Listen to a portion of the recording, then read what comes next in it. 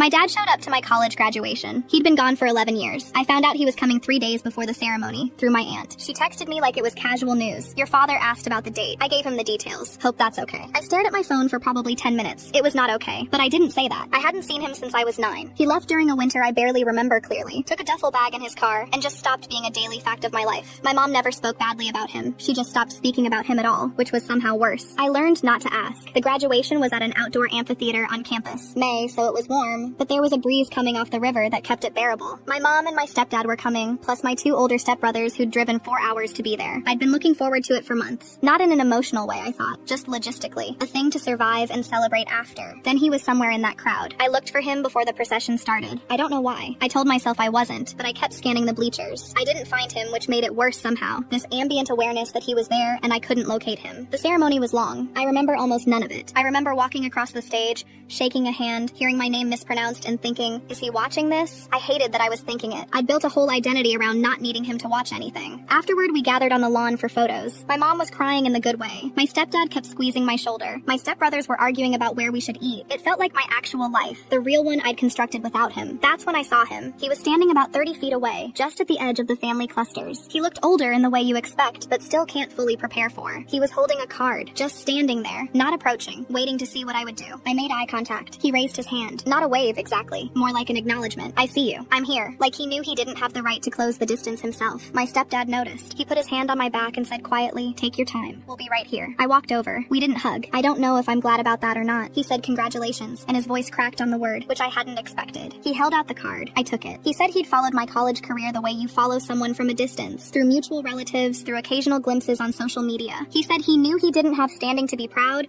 but that he was anyway, and that he was sorry for all the years that sentence didn't exist between us. I didn't say anything generous. I didn't forgive him on the lawn in front of my family. That's not what happened. What happened is I said, I have to get back. And he nodded like he'd expected exactly that, maybe deserved exactly that. But then I stopped and turned back around. I said, I got a 3.8. I'm starting a job in September. I'm okay. I don't entirely know why I told him that. Maybe because I needed him to know the absence hadn't broken anything permanently. Maybe because, despite everything, some part of me still wanted him to know I'd turned out fine. Maybe both. He nodded again. His eyes were wet. I walked back to my family. My mom didn't ask. My stepdad handed me a glass of champagne. My stepbrothers immediately resumed arguing about restaurants. Later that night, alone in my apartment, I opened the card. Inside, he'd written just one line in handwriting I didn't recognize. I never stopped. I sat with that for a long time. I'm still sitting with it. I haven't called him. I haven't decided if I will, but I kept the card.